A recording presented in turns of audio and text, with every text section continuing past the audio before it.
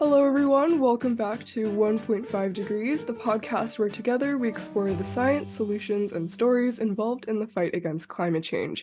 I'm your host, Heidi Pan, speaking with the professionals behind the latest research, policies, culture, and innovations shaping our response to global environmental challenges. For today's episode, we are incredibly fortunate to be joined by Kai Ning, who is the co-founder of Insectta, Singapore's first insect company, to discuss the power of an incredible insect, green entrepreneurship, circular innovations, and more. Kai's work helps transform insects into resources that power our healthcare and electronic industries. As Chief Marketing Director, she oversees the business development, branding, sales, product development, and outreach for incredible materials of the future. Kai, it's such an honor. Thank you so much for joining us today. Hi, Heidi. Thanks so much for having me. Yeah, no, it's been a kind of a while since we first kind of met. To get started, I guess, can you tell us a little bit more about what it is that you do at Insectta? Yeah. So you can call me Kai. I'm the co-founder of Insectta. And Insectta is the first insect biotech company in Singapore. So what we do at Insectta is we develop technologies to extract biomaterials from this very now famous fly called the black soldier fly. So the black soldier fly has been a buzzword, pun not intended, in the insect industry for a while now, Mhm. given its amazing ability to valorize food waste. And what we do is we tap on that ability, um, and we see beyond what most people see in the black soldier fly.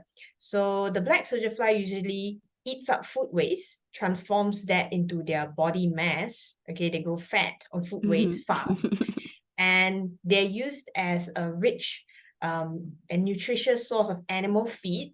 Okay, the larvae themselves, and their poo or frass as fertilizer. But why stop at just agriculture applications? So here in Insectta, we extract two biomaterials. One is called chitosan, the other is called melanin, right, from this insect, thereby elevating its potential beyond just agriculture. So as one of the co-founders, what I do is we're a startup. Okay, we've been around since 2018. It's been a wild journey, especially with the insect industry being so new and being the first insect-focused company in Singapore. It's been a journey to get the company off the ground. That's what I usually oversee, I mean. So investor relationships, the typical startup hustle. I oversee the branding, communications, that sort of stuff. Yeah, no, that's really amazing that you guys are kind of like the pioneer in your area. I definitely want to go into, I guess, like the journey of that for sure. How did you come to discover the biomaterials in the black soldier fly frass? So how we got to where we are wasn't as straightforward as, aha, this is cool insect, then let's Yeah. take these amazing materials out of them. So Insecta's journey started like most black soldier fly companies out there. We saw an issue in Singapore with food waste, and we wanted to bring in this amazing Mm, insect, which is native to the country, by the way, mm, to help have a more circular economy. And that's what we did. We worked with the government to build the first insect farm, and that was no easy. That was not easy. mhm, There was no license for insect mm, farming, so we had to kind of create that legal framework from scratch. yeah. Yeah, and in a year we had our insect farm up and running, and that was a really cool experience. Mhm. We built our black soldier fly colony from scratch. But we Wow. soon came to the realization, right, that, Singapore, we're a tiny country. You can Mhm. get from the longest, like the widest tip to the widest tip in less than an hour. So it's a Yeah. small place. Yeah, there's not much land. Labor is expensive. Farming is hard. Mm, And we weren't playing by our country's strength by going down the agriculture route. mm, So we were like, what more value can we get out of the insect? And that's when the light bulb moment hit. We knew that insects were a rich source of chitin. It makes mhm. up their exoskeletons, and chitin could be converted to chitosan. So we'll face two choices: pivot the business into that sort of direction-ish, or move out the country, and we didn't want to do that. So we started our journey trying to extract chitin and converting to chitosan. And we did that for about a year or so when we came across a happy accident or mistake. During our extraction process, we were generating this wastewater, which was incredibly difficult to treat. It was black, and we're like, why is it stained so dark? And then we realized it was melanin. So we're like, cool. Melanin is a very expensive biomaterial. And fast forward to today, we're like, okay, now we can get chitosan, we can get melanin, and we developed a process that allows us to recapture proteins, minerals from the process as well to sell as animal feed. And that's where we are with our proprietary extraction technology. Yeah, no, that's really cool that, I mean, it's kind of like you kind of happen across the kind of second material that you're talking about, and that this all started as kind of like a pivot of sorts. Your processes of extraction, it's like you highlighted a really amazing way to break down food waste, but now that you highlight, it's also there's kind of many more other, incredible applications of the products that you make. So I guess, can you tell me a little bit more about the other ways that soldier fly frass can be used, and I guess the materials from fly frass? Yeah, so the where we get our biomaterials from, okay, we don't extract it from the frass or the Mm. poo of the insect. Mm-hmm. We actually extract it from the cocoon shells. Oh, So interesting. in a normal black soldier fly farm, they want the larvae for animal feed and the frass for fertilizer. And the cocoon shells are a byproduct. They just throw it away. Oh, I see. So we found a way to repurpose that and make this circular industry, the black soldier fly industry, even more circular, and give farmers a way to sell even more products that they would have otherwise thrown out. Yeah. So that's kind of our concept. We don't want to compete with these farmers, but we want to complement them. Yeah, no, that's interesting. That you kind of like helped make it even more circular, which is really amazing. And like I see that you have a phone on your camera background. So is that kind of like a part of what the kind of chitosan and melanin goes into making, and what other stuff? Like I've heard you also make cosmetics, which is interesting. Like, or stuff Yeah, that goes into cosmetics. Yeah. stuff that goes into cosmetics, that's right. So chitosan and melanin are two very different products, right? Each with their own use cases and industries. So maybe we'll start with chitosan. Chitosan is refined from chitin. It's kind of like a carbohydrate. And chitosan is used in things like your cosmetics. It's in our hair conditioner. It's moisturizing. It works kind of like hyaluronic acid. I think the ladies will know what I'm talking about. Yeah, so you can use it in cosmetics. It's a disinfectant. So in the personal wellness industry, chitosan is really widely used, but it has other uses as well. In the food and beverage industry, it's used as a beverage clarifier. It makes your beer or fruit juice from cloudy to clear. In the wastewater industry, it's a flocculant. In the agriculture industry, it's an antifungal. And in healthcare, it can be put in bandages, sutures to help with wound healing. So basically what I'm saying is there's so many uses, just one biomaterial. Yeah. And that's why we started our journey with that, because chitosan is really well known. We're going to begin our journey with cosmetic and food grade chitosan, and we're gearing our production towards that. But what we're really excited about is the melanin, because that's a game changer, not just in the insect industry, but the whole biomaterial Yeah, industry. no, yeah, you guys Yeah. make so much, and I think it's like 200 times like a lot of, I think that's, I'll let you explain that for sure. Yeah.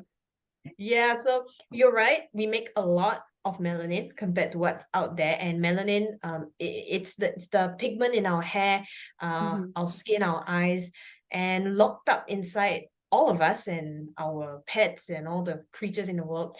Melanin holds amazing properties. It can conduct electricity, for one, unlocking its use in organic electronics. It can protect against radiation. I mean, that's what it does in our skin anyway. It can heal our bones and nerves. It's a powerful antioxidant, and around the world, many esteemed universities and companies have created prototypes and done research on melanin's applications. But what's really holding it back is that it's crazy expensive. All Yeah. right. If you go online right now, a gram of melanin is about $800. A Oh, wow. gram, That's wild. Oh my gosh. which makes us think like how much is kind of like locked up inside of us, right? Yeah. So melan's expensive, all these prototypes can't be commercialized, and it's not water soluble. Mm. When we heard that, we were like, okay, we've chanced upon a melanin gold mine. Our process allows it to be truly water soluble at pH 7. Mm. We've just unlocked melanin's commercial potential. That's really And cool. Yeah. yeah, like you mentioned, even at a pilot scale right now, we can make 200 grams a batch, a month. And that's 200 times more than what Yeah. online is. I mean, most suppliers are willing to sell. Yeah. Yeah, no, and that's like both the way that you extract chitosan and melanin are both really, I guess, like change making for sure, and in the applications that they can have. And it's really exciting to hear that you're kind of continuing to expand how you can turn that material into, applicable materials. I do also want to ask, so in our kind of like talking about this, there are some people that, have an aversion to insects. Aversion might be an understatement. I have some friends that are totally like, no, but I do want to ask, so there is that, I guess, like kind of stigma or reservations that people might have regarding like insect-based products. So I guess how do Mhm. you address that? So that is a touchy subject, Mm, and it it's a valid one, right? We're not here to say that, it's wrong to have a aversion or fear mhm, against insects. It's just the way things are. But what we are trying to do as a company and me as an individual is make people realize that insects are not only more sustainable, some may argue it's more ethical to mhm, derive more materials or resources from insects. mm, Um, but just like other livestock, like chickens or cows or all that, it's really all in the mind. mm, The example I usually give to people on the street is, hey, you guys already probably worship a certain insect product, which is, you put it on your toast in the morning, it's honey. mm, That's like bee spit, mm. but we love it. Silk is worshipped. It comes from the bums, I guess, of Yeah, of the silkworm. silkworm, yeah. Exactly. And so what about a moisturizer made from the cocoon shells of an insect? What's so wrong Mm, about that?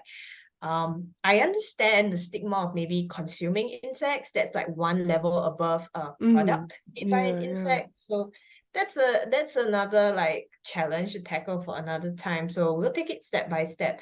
But I think if we can accept honey and silk, we can accept or electronics made from insect parts or Mm. creams made from insects.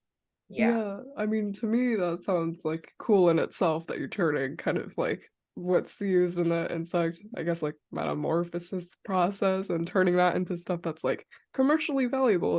It's really awesome stuff to me. Yeah. Um, so and you also mentioned insect farms. I mean, the insect industry is very diverse. So there Mhm. is like insect farming for food, but that's not what Insecta does, right? Can you go into that, I guess, distinction just a little? Yeah, so the insect industry, everybody is exploring different things, like different Mhm, species of insects, mealworms and crickets may be something we're more familiar with, different applications. People farm insects for waste management, purely just that to help us recycle mhm, waste or even to make biofuel. So on the scene in the insect farming industry, you'll hear names like the black soldier fly, mealworms, crickets, mhm, superworms, bees, right? Silkworms. Um, and while the cultivation of things like silkworms have been going on for thousands of years, and the consumption of crickets, all that have been going on for thousands of years in Southeast Asia, it's only now that we're seeing a concerted effort to industrialize and modernize the insect farming process. And that's really great for the industry. It's a commercial push to have the acceptance of insects. But I think the biggest challenge to the industry right now, okay, there are a couple, right? First is consumer acceptance. If people don't want anything to do with insects, why would anybody pump money into this? The second is automation. Unlike chicken farming or cow farming, we have yet to catch up in that. Oh, but it's happening fast, but still yet to catch up in that. So we can't enjoy the economies of scale. So I think if we manage to overcome this part, if people are willing to accept insects, the law will follow, no problem.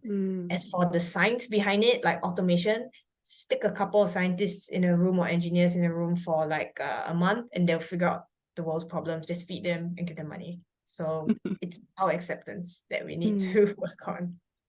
Yeah, and I mean, this is kind of like half related, I guess, but I definitely see that kind of similar sentiment of we need people to kind of accept insects, more in terms of like conservation as well. Like there's so many endangered species of insects out there that, can, I guess, like, I mean, obviously there need to be alive for their own purposes, but there's also like, there's possibility of like applications for human use because that seems to be what drives people to protect them or whatever. But like that is kind of not like made available because so many people have an aversion to insects. So that's a really important point. How did you, I guess, like come to start Insecta and do what you do now?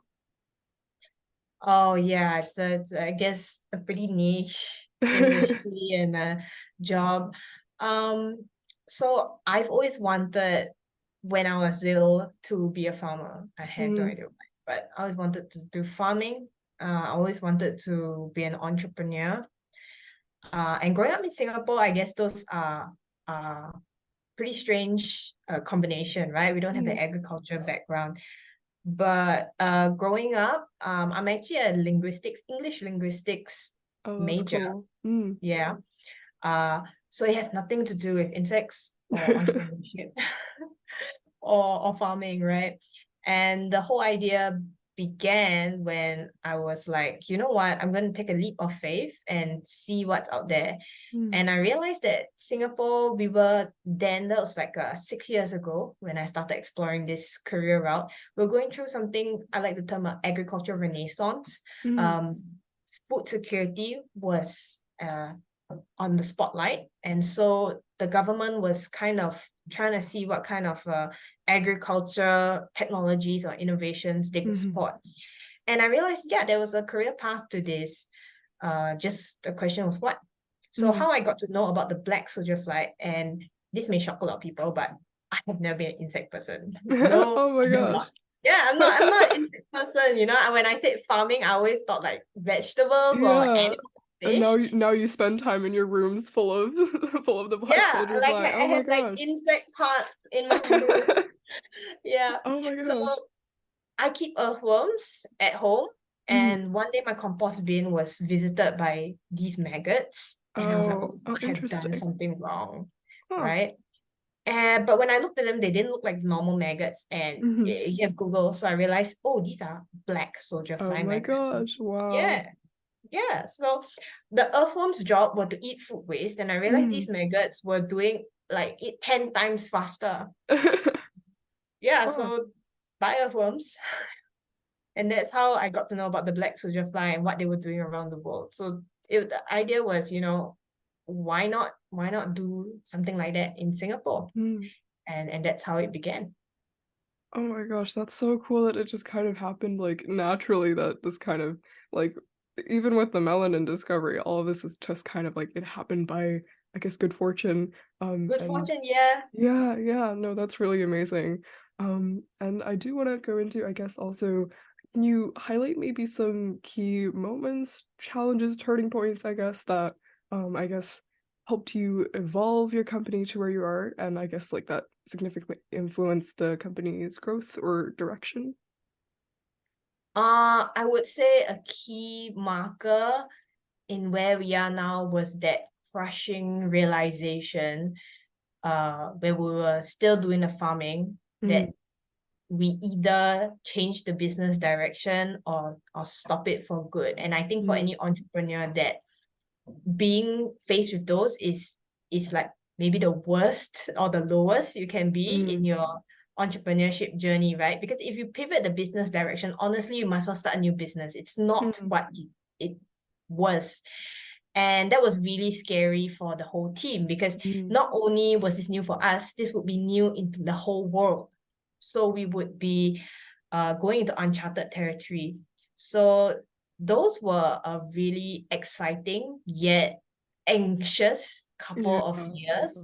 But once we made that pivot and we stuck by our decision, we say, hey, everybody else is doing farming, but we are not going to do that. Instead, we're going to increase the value beyond farming. Trust us, we have nothing now, but that's what we want to do. People started paying more attention to us. So the Singapore government was like, okay, you guys started as farming, but we will hear what you have to say. We've got grants to do our research, to develop our process. We got our first seed round investment to support this business direction. Previously, for the farming part, we were all self-funded, we were bootstrapping, it was hard. So that was really promising, and it gave us the indicators that we were going on the right track. So I would say it would be that lowest point as an entrepreneur that was kind of like the highlight as well, because it started all this. Oh yeah. Oh my gosh, for sure.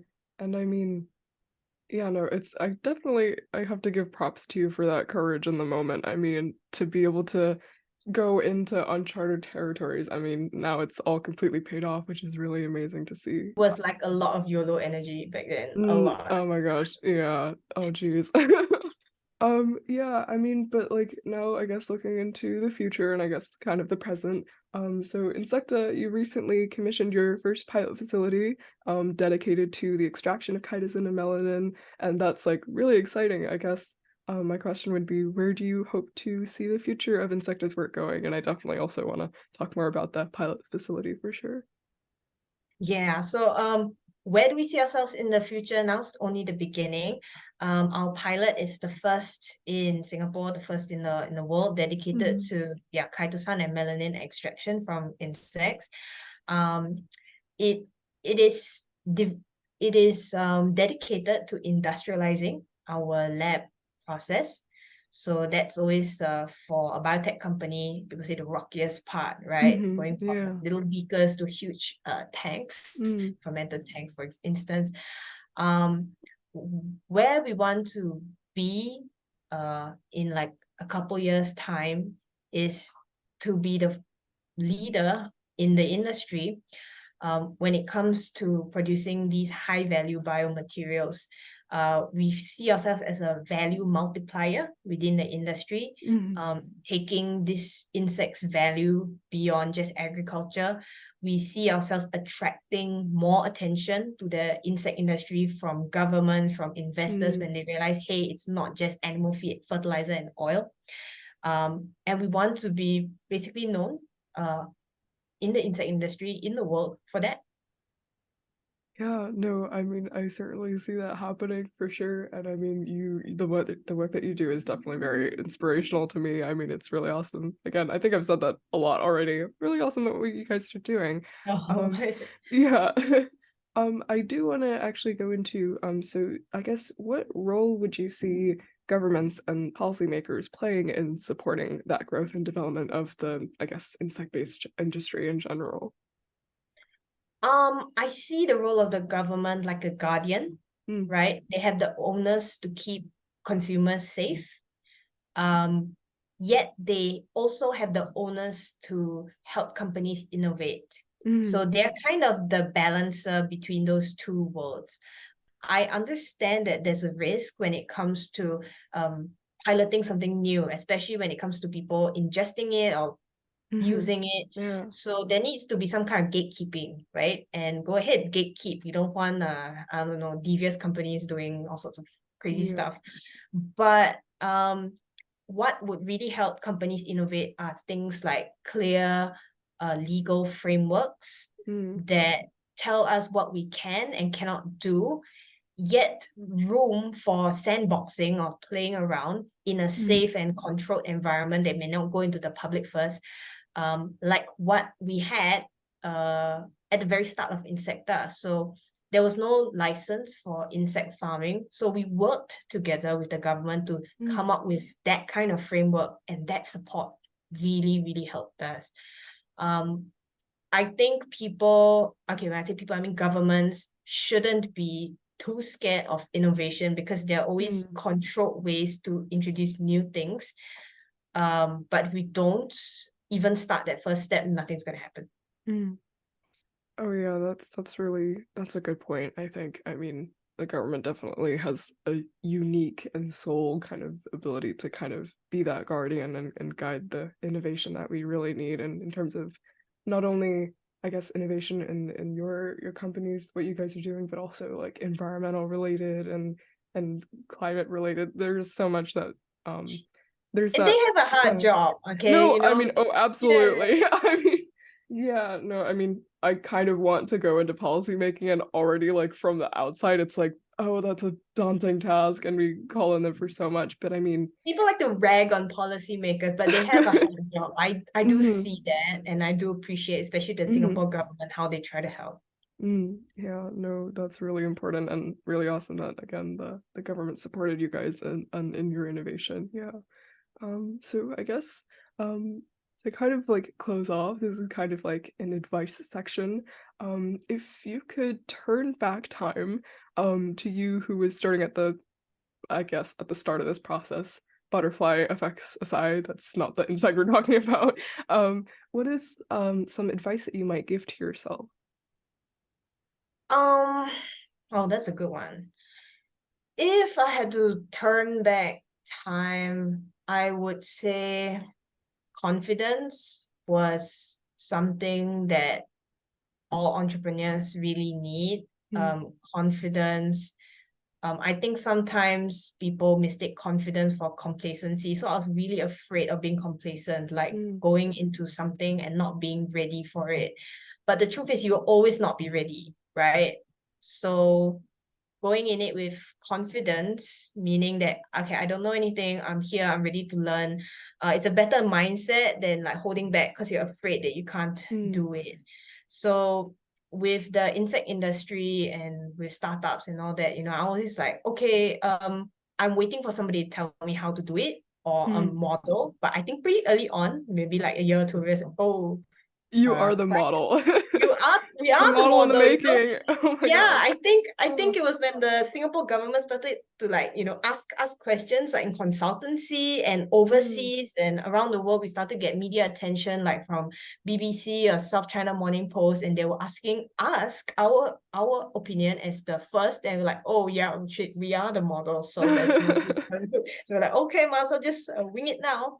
Yeah, but like I said, it was a really like anxious time, but mm, very exciting. So my advice would be to embrace the anxiety as well. It's part of the process. It's not mhm. something that you should try to shake off. Yeah, no, I mean that anxiety is, I mean, it's uncomfortable, but you also, I mean, it's important to have that because you don't want to recklessly go into this process for sure. Yeah, no, that's really good advice. If you're doing something new without anxiety, yeah, you better check That's a little, yourself. Yeah. yeah. hmm and I guess like more generally, what is some advice that you might give to someone who is interested in pursuing something either, I guess, like similar to what you're doing or just a green career in entrepreneurship in general? My advice would be, well, it depends on like what way you're going into it. hmm When I meet people wanting to go into sustainability, passion first and foremost should be your mm driving motivation, but realizing that sustainability is really tied to economics, politics, mm social aspects. You can't neglect those. So you can't try to make a difference, I would say, without being aware of those different hmm facets as well. Um, just like policymakers need to be very well-rounded, so do entrepreneurs if they really want to make a mm difference. So you don't know everything from the start, but you better take that into account. So those who want to go into the sustainability industry or insect industry, you know, and say, I want to change the world on thoughts or prayers, it probably is not gonna happen. It's my opinion that we do have to marry economics with sustainability for a ecologically and economically sustainable future. So that's my approach to it. Yeah, no, that's really important. And I like that you incorporate, I guess, like, or draw the relationship between, I guess, like policymakers and entrepreneurs in terms of we need to be really comprehensive because kind of the legacy or impact that both entrepreneurs and policymakers have is it's you're impacting the world, which is encompassing, you know, everything like social, economic, political. So all of that needs to be taken into account. Thank you for that. Yeah. I guess to close off, for listeners who would like to stay up to date with Insecta and the really amazing work that you do, where can they find you? So you can find us at insecta.com. We are on LinkedIn, we're on Facebook, we're on Instagram. With the new pilot plant, probably I have new pictures to go up. But Yay. yeah, you can catch us on all the usual socials. A quick Google search on our name. So that's Insecta with double T in the middle. Yeah, you'll find us there. Okay, awesome. And I will also include links in the description. But yeah, no, thank you so much for joining us today, Kai. It's been really a pleasure speaking with you. Likewise. Likewise. Thank you so much, Heidi.